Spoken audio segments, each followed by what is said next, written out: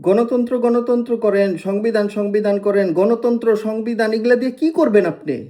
আপনার বাচ্চা মেরে ফেলাইতেছে। আপনি সংবিধান দিয়ে কি করবেন? আপনি গণতন্ত্র দিয়ে কি করবেন?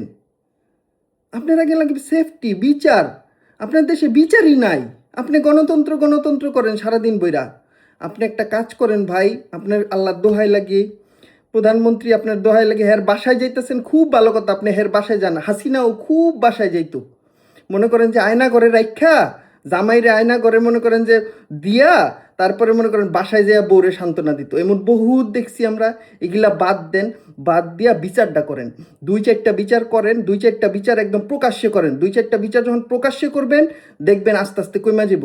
যদি আপনারা এগুলা না করেন, আপনারা দেশের মানুষের কথা শুনেন, মানুষ মানুষ বোকা না, মানুষ এখন সব বুঝে, সব কিছু অনলাইনে চলে আসে, মানুষ সব কিছু দেখতে পারে। আপনি মানুষকে আলু বুঝাই দিবেন, পটল বুঝাই দিবেন, কাম হইব না এগুলা দিয়া।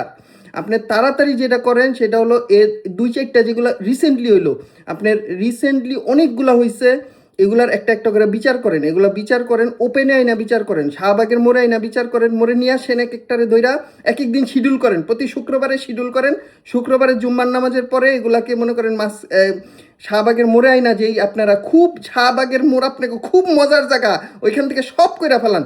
তাইলে এগুলারে এবার একটু আনেন, আইনা এগুলারে হলো গিয়ে একটু একটু একটা একটা করে কাটেন, কাটেন নাহলে ঝুলান, ওপেনে করেন, একদম লাইভ প্রচার করেন।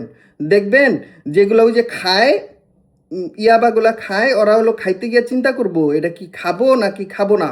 আর এগুলারে তাড়াতাড়ি ইয়াবাগুলা টেস্ট করেন। এই ইয়াবাগুলার মধ্যে নতুন কিছু মিশাচ্ছে, কোনো একটা চক্র কিছু মিশাচ্ছে, যার ফলে উপরের জিনিস মনে করেন যে আউট হয়ে যেতেছে, নিচের জিনিসও আউট করার লেগে পাগল হয়ে যেতেছে।